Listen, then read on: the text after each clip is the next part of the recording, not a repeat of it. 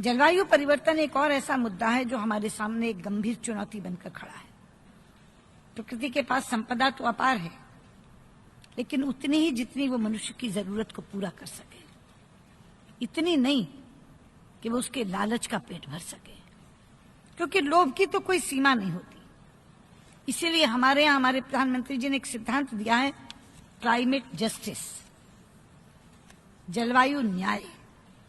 और हम ये मानते हैं कि अगर प्रकृति के साथ हम न्याय करें तो वो हमारे और हमारी भावी पीढ़ियों के साथ न्याय करेगी, लेकिन यदि हम उसका अंधाधुंध दोहन करेंगे तो वो क्रोधित हो जाएगी और अपना रौद्र रूप दिखाएगी।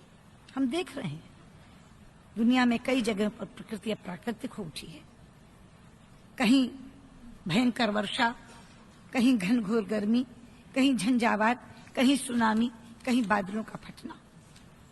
ये समय का तकाजा है कि अब हम असीमित खपत पर रोक लगाएं और अपनी जीवन शैली को पर्यावरण के अनुकूल बनाएं। योग इसका एक बड़ा माध्यम बन सकता है। योग भारत का वो प्राचीन ज्ञान है जो एक टिकाऊ जीवन शैली का प्रतीक है। पिछले 2 वर्षों से अंतर्राष्ट्रीय योग दिवस के लिए जो अपार समर्थन आप सबसे मिल रहा है, मैं आज इस मंच से आप सबके प्रति आभार व्यक्त करती हूं।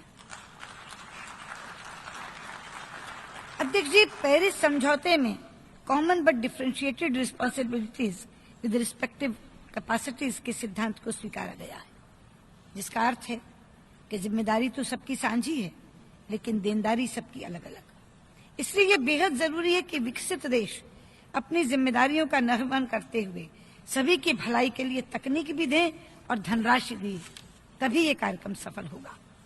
हमने अपने देश में बहुत महत्वाकांक्षी योजना बनाई है, जिसमें हमने वर्ष 2030 तक 40% ऊर्जा नॉन फॉसिल फ्यूल से बनाने का लक्ष्य रखा है।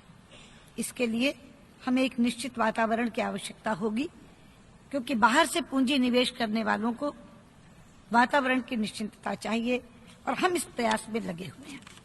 इसके अलावा इंटरनेशनल सोलर अलायंस का गठन भी हमारी एक अभिनव पहल है, जिससे सौर तकनीक सभी को उपलब्ध हो सकेगी। मैं इस मंच से ये विश्वास दिलाती हूं कि जलवायु परिवर्तन की दिशा में भारत एक अग्रणी भूमिका निभाएगा। और मुझे आपको खुशी है ये बताते हुए कि हमने निर्णय किया है कि पेरिस समझौते के लिए भारत अपना इंस्ट्रूमेंट ऑफ रेटिफिकेशन 2 अक्टूबर को जमा करा देगा। और ये स्थिति हमने सोच समझकर चुनी है, क्योंकि 2 अक्टूबर गांधी जी का जन्म दिवस है, जिनका संपूर्ण जीवन प्रकृति के संरक्षण को ही समर्पित रहा।